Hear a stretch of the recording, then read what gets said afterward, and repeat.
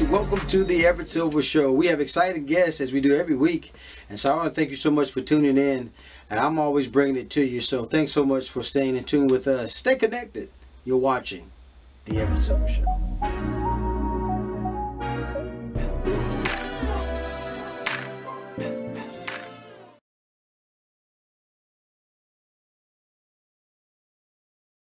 Everett. Harold, what a pleasure to have you on the show, man. Oh, thank you, sir. It's a pleasure to be here. I'm real honored. I appreciate it. Well, I got to tell you, I'm a fan of your work, man. I remember you from Julian, from The Best Man, so you got to know I'm a fan, Doc. Well, guys, I got a special guest with us from the executive producers of Lost. The movie and I have the star, Harold Perrineau, is with us. And Harold, let's talk about this, this show, man, from it. I mean, it keeps the suspense, and it just keeps you, I've never seen a role kind of like this one. Yeah, no, it is. It's a lot of fun. It's a lot of fun for me to play. I don't usually play those guys. I usually play weird, sort of quirky characters. But this guy is a, straight, right in your face, kind of hero, anti-hero type. Like I can't even tell anymore. But he's in this show From, and if your viewers don't know, From is about a little town middle America, maybe. Maybe I shouldn't say that, but a little town somewhere. And all these people are trapped, and there's no roads out once you get into the town. And when the sun goes down, they're being hunted by monsters. And my character, Boyd Stevens, is his job is to protect everyone in this town. And so it's a pretty interesting place. Well, I got to tell you, from just watching some of the trailers, and I tell you, like I said, I've never seen in a role like this, man. You're really knocking out the box. What do you find when you play a role like this, man? Where did you go to kind of get you more in the character for this type of casting? Well, this guy, the one thing that he has that I have is he's a dad, and being a father for me is really explains a lot. Like I didn't understand my dad's job until I had kids, and I was like, oh, that's what he was doing. Now I get it. And so, but this character Boyd is also a father, and so that the things that you do to keep your family, the way that it affects your heart, the way that it affects your life. I think Boyd Stevens is that guy. Like he's going to do whatever it takes to protect his family, the one he's created and the one he's been thrust upon. And so he's a man of service, and I like that about him. I like that he does that. And so for me, I just had to sort of incorporate all those things, those ideals that I really believe in, and incorporate them into this person. The one part about him is that, he kind of has hair trigger anger because he's also quite heartbroken. And so, if you don't follow the rules, he could shoot you. That's just the way he is, and that's a little different than me. I might yell at you, but I ain't gonna shoot you. But this character is he's really on the edge, and I like playing that. It's tricky, but I like playing. Well, I got to tell you, man. Your career is just taking off to some of the masses. I mean, a leading role like this is something awesome. Now, I do know that I remember you from the Lost. I remember Romeo and Juliet and The Edge. I mean, you've done some stuff, man. The Matrix trilogy. But are there any hopes that anything is happening with The Best Man that's coming up? I literally have the day off today to do these interviews with great people like yourself. We're filming right now The Best Man final chapters for the Peacock network, and almost everybody is back to do it. The only people who aren't back are people who obviously wouldn't come back. But if you saw The Best Man Holiday, but we are literally in the midst of it right now. My face is shaved. I'm playing Julian Murchison, so he's a completely different person than Boyd Stevens, and so it's a little trippy, but we're all back doing it right now. Yeah. So. Well, I got to tell you, folks, the incredible, talented, again, Harold Perrineau. You got to make sure that you catch From. Now, as Sundays, 9 p.m. on Epic, I believe. And so, Harold, any last minute things you want to say, man, because I really appreciate you, man, for doing the show today. Hey, first of all, I appreciate you for having me on the show. It's really, really nice. It's been a great interview. And yes, From has its finale this Sunday. at 9 o'clock p.m. on Epics. If you want to, if you're in the mood, maybe binge the whole thing to catch up and then watch the finale. But you will have a good time. It's fun. It's scary. Don't watch it too late at night. You don't want to have bad dreams. That's just my advice. But I'm just saying. The star from Harold Perrineau again, guys. This Sunday 9 p.m. on Epic. Thanks, Harold. Man, what a pleasure to have. Thank you, brother. Take care of yourself. Well, guys, thanks so much for tuning into the Everett Silver Show. Stay tuned. Don't turn that dial because we got more exciting guests right here on the Everett Silver Show. Be back in a moment.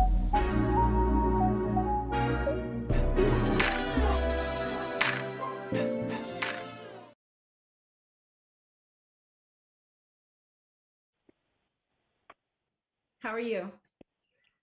Doing fine. What a pleasure to have you on the show. Well, folks, my guest is with us. Thank we you. got some good news from the founder of the Good News Movement.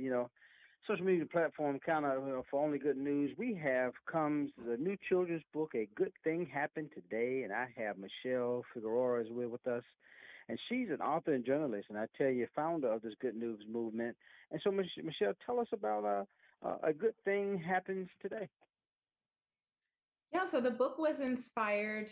Well, to take it back one step, as a journalist, I would find a lot of good in the field. And back in the day, not a lot of good news was making the broadcast, and I was getting frustrated. So in 2018, I created my own platform on Instagram called Good News Movement.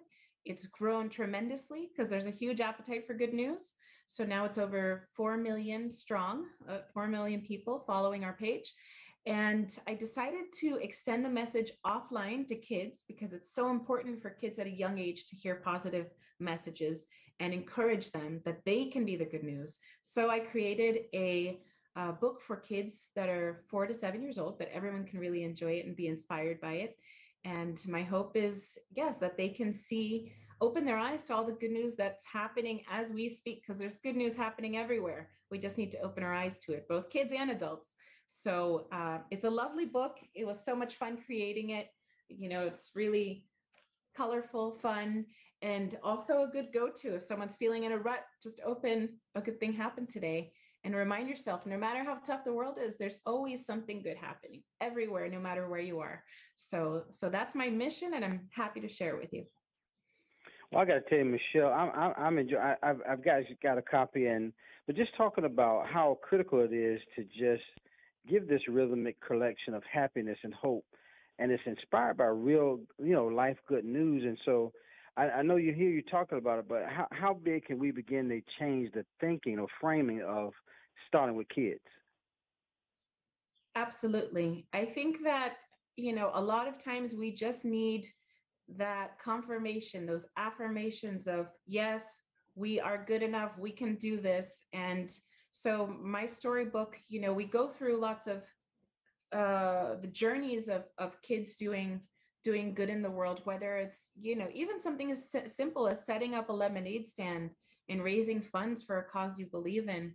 That sometimes we can get overwhelmed. There's so many charities and ways to volunteer, but kind of listening to what's true to you. What do you care about? Is it saving the environment? Is it helping kids that are sick? Is it music therapy? So kind of seeing what you like to do and seeing what kind of good you can do through that. And I'm always here to listen to anyone's story of what they want to do in their life and how they want to be the good news. And I welcome anyone to send me their good news submissions online. And if they want to get the book, it would be my honor. I'd love to see pictures of kids holding the book and telling me what their good news was when they were reading the book, what's the good news in their life. And I think that, we need to always kind of keep our head up and not be consumed by all the bad news. Sometimes we just need to cleanse the palate and just really be aware of what kind of diet or what kind of mental diet we're on. If we're consuming only negative things, well, we're going to feel bad and weighed down. If we consume positive things, we're going to feel light, uplifted, and ready to leave our homes, inspired and conquer the day. Well, I got to tell you, Michelle, I'm proud of the work that you're doing. I mean, I'm a CNN buff. I mean, I watch CNN all the time. But your experience of being a bilingual journalist, producer, filmmaker. Lastly, what and you said what kind of inspired though this particular book? Yeah, I think just seeing how people, even in the most dire of situations as a journalist, can Hmm. overcome. I mean, I've been inside a prison a few times and reported on inmates, trying to get a second chance at life. And even in the most difficult situations, I've seen how adaptable and how human willpower to overcome can really push people to unbelievable lengths. So I think personally also, I'm the daughter of a Colombian immigrant who came here without really knowing the language, and she's been an inspiration to me personally. And I think that, we all have our story. We all have people, each person has their cross to bear, has their difficulties, but I really think no matter what, you can be the good news. And there's that power and strength within each person that just needs to be awakened. Well, I got to tell you, folks, everybody, you got to go pick up your copy wherever books sold. I think a good thing happens today is going to be available tomorrow. I think April 12th, wherever books are sold. What a wonderful privilege to have Michelle Figueroa has been with us. Thank you, Michelle, and just an honor to meet you today. A good thing that happened to me today was talking to you all. Well, thank you so much, and I appreciate it, Michelle. Have a great one. Thank you. I'll give you. More guests coming your way. Don't touch that dial. I'll be back in a moment.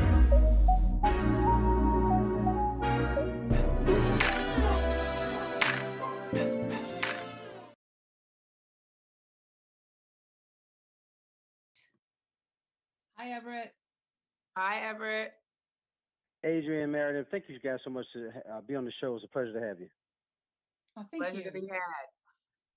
Well, first of all, I got to tell you guys, before I start anything, I love this show, and I'm telling you, just you guys' chemistry is just, it's kind of contagious there. But guys, I have the wonderful privilege of talking to a couple of stars of IMDb TV, kind of pretty hard cases, season 2, and I have Meredith McNeil and also Adrian Moore is with us. And I guess with that being said, Adrian, I'll start with you because I know you're playing tough, unapologetic kind of, drug squad Kelly there. Tell us about the show. Well, it is a buddy cop show. It's centered around Kelly Duff and Sam Wazowski, two undercover detectives who really are passionate about their jobs. And you see how their passion in their professional lives blends into and affects even their personal lives. And what I love about this show is just as much as it's about fighting crime, it is about who these women are in today's age, careerists, women in their 40s who are very experienced, but they're seasoned not only in their careers but in life, and how that balance of work and life. We always talk about work-life balance and the importance of that, and you see that reflected in this show.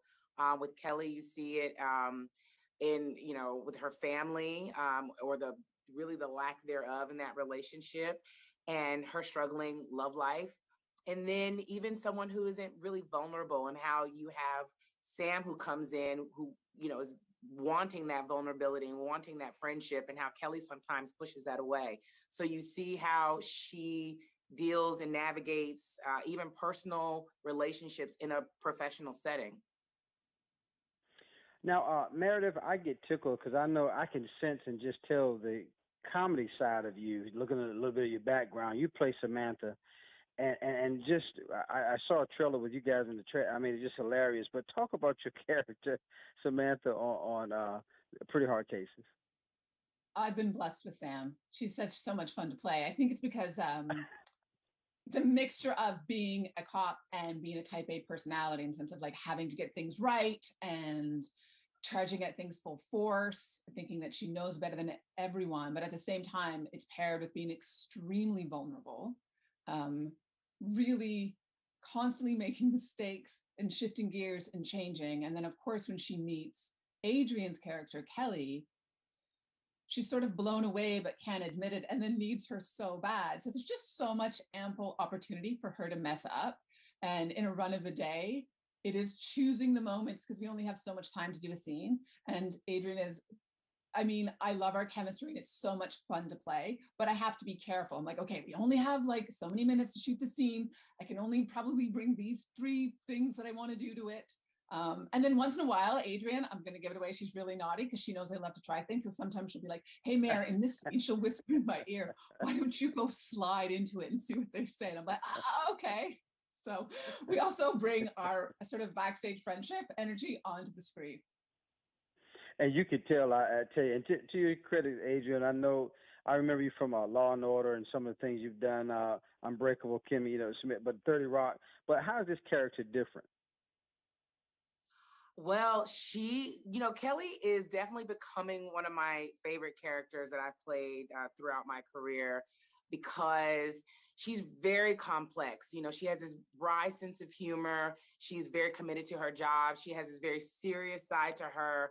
And even though you see her unwillingness to be vulnerable, you can't help but see that because there are so many things that she wants out of life. And in this season, you'll see how she has to come to terms with some of the things that she has wanted, but has put that on the back burner, for the sake of her career. So the complexity that she brings is something that I'm really growing to love about her. And I've always been obsessed with crime drama shows. I everything from Snap, Dateline. I mean, to Dateline.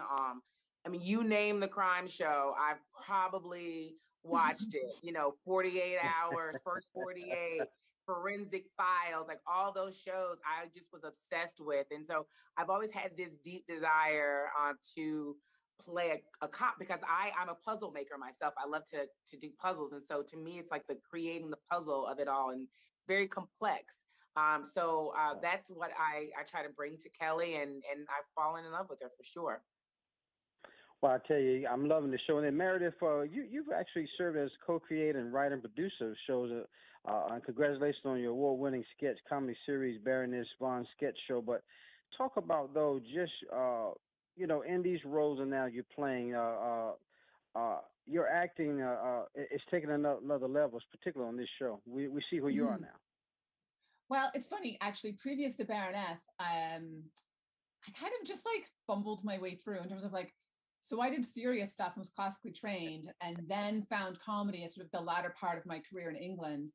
And then when I came to Canada, I moved here with my daughter, I created Baroness with 3 other women. And I felt like an 8-year-old kid. I was like, okay, no one really knows, but I haven't really done a lot of comedy before.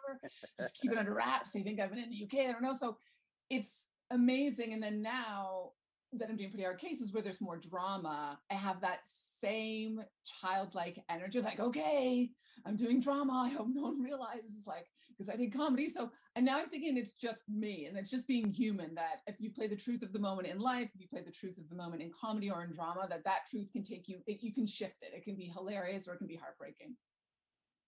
Well, guys, I'm loving this show. It's contagious, guys. Make sure you tune into Pretty Hard Cases Season 2. I know it already has premiered April the 2nd, but Meredith McNeil, also Adrienne Moore, I tell you, these 2 buddy cops, it is great to watch on IMDb TV, guys. Thank you so much for doing the show. Everett, can I just say it's April 22nd, so you haven't missed it yet. 22nd. Well, there you go. So April 22nd. Well, I'm sorry. April 22nd, guys, you got to check the show out. Thank you. Thank you. Thank you so much. More guests coming your way. Don't touch that dial. I'll be back in a moment.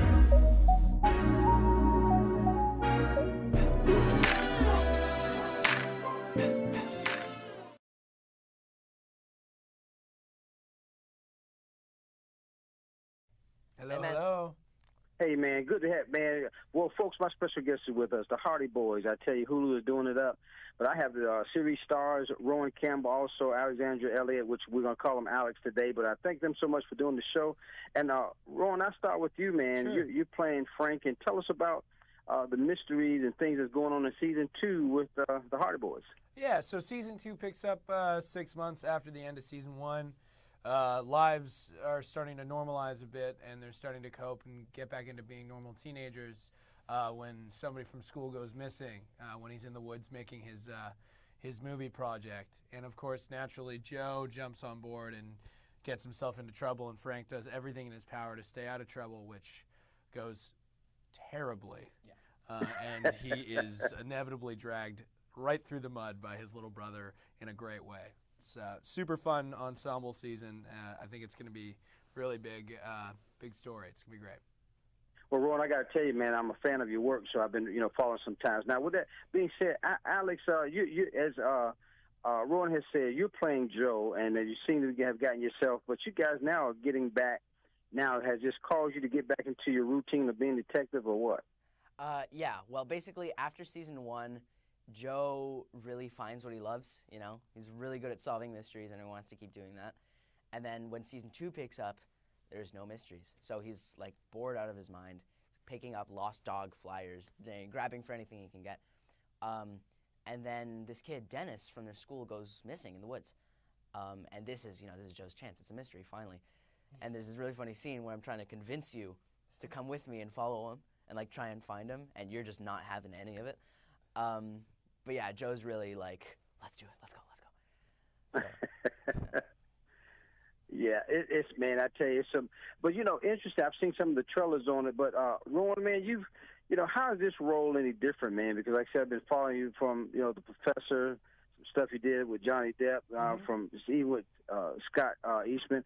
Things are these roles that when you find now that you're playing, how difficult, or are they any different? I think everything is different, man. It's funny when you show up to shoot anything new. It's equally as terrifying. You equally feel that you have no idea what you're doing, and at the same time, you're in the right place. I think with this one, I'm just incredibly grateful that I'm working with the people that I'm working with. Have a lot of help on this one. I think the show looks beautiful, and I've got Alex here by my side and the other ensemble to take the ride with me, and it's been just amazing, man. One of my favorite experience so far. Super unique. Man, that is awesome. And then Alex, man, you got a background, little dancing and stuff, man, and acting. But I remember the Music Man, the Detention, Adventure, and also Trap. But you're still relatively young, but you're starting to pick up and getting some interesting roles, man. I'm proud of what you're doing. Thanks, man. Thanks. I really appreciate it.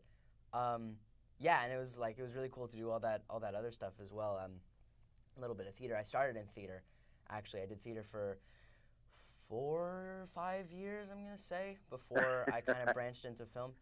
Right. So to have that background was like pretty helpful.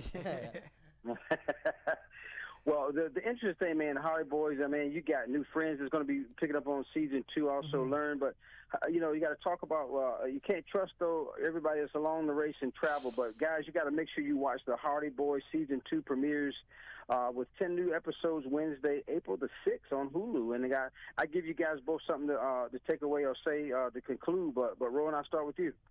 Oh man, watch it with your families. If you do me a favor and sit down with your families and watch it, that's what I want. Yeah, I agree with him. I'm just yeah. Well, guys, the stars, Rowan Campbell, Alexandra Elliott. Thank you guys so much for doing the show. The Hardy Boys again, April 6th on Hulu. Make sure you check it out, guys. Thanks a lot. Thanks so much, man. Man. Appreciate it. Hey, you're welcome, man. More guests coming your way. Don't touch that dial. Be back in a moment.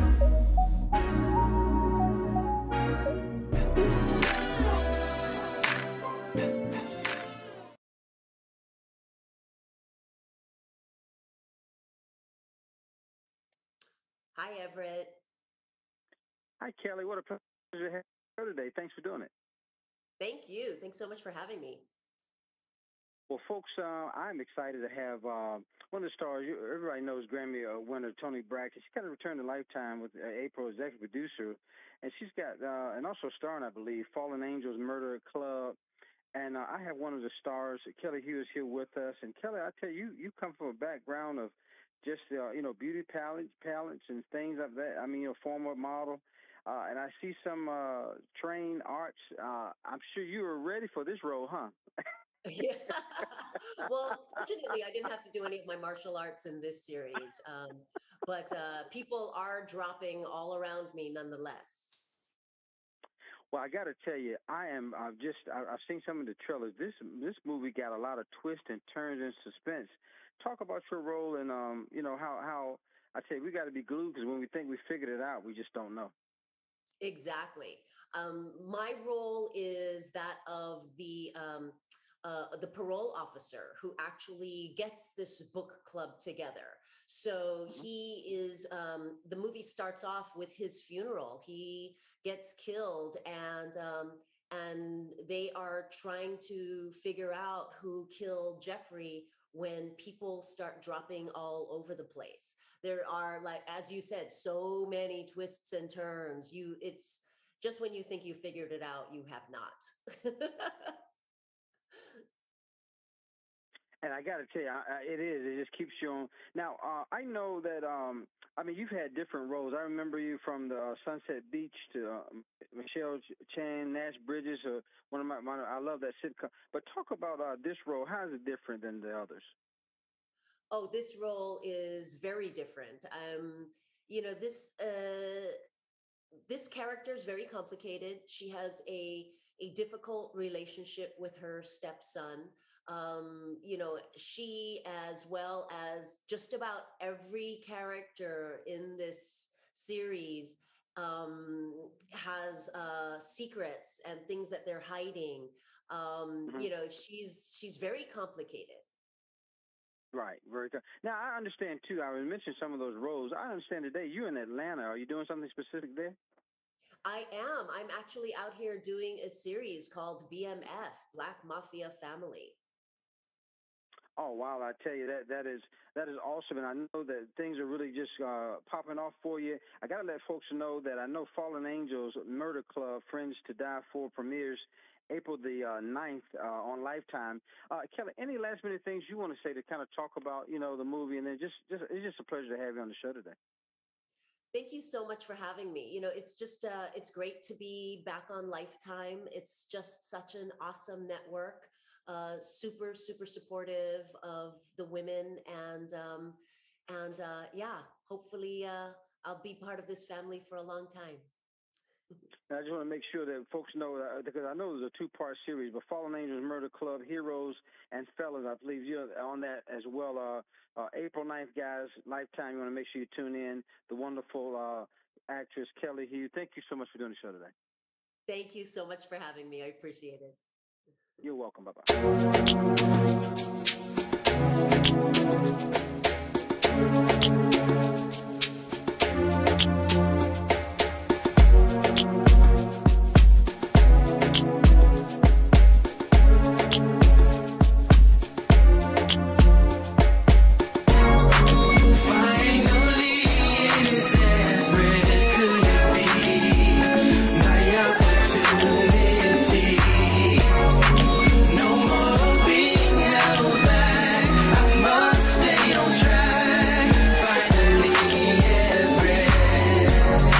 Seems like forever is coming. I can't believe it's happening to me.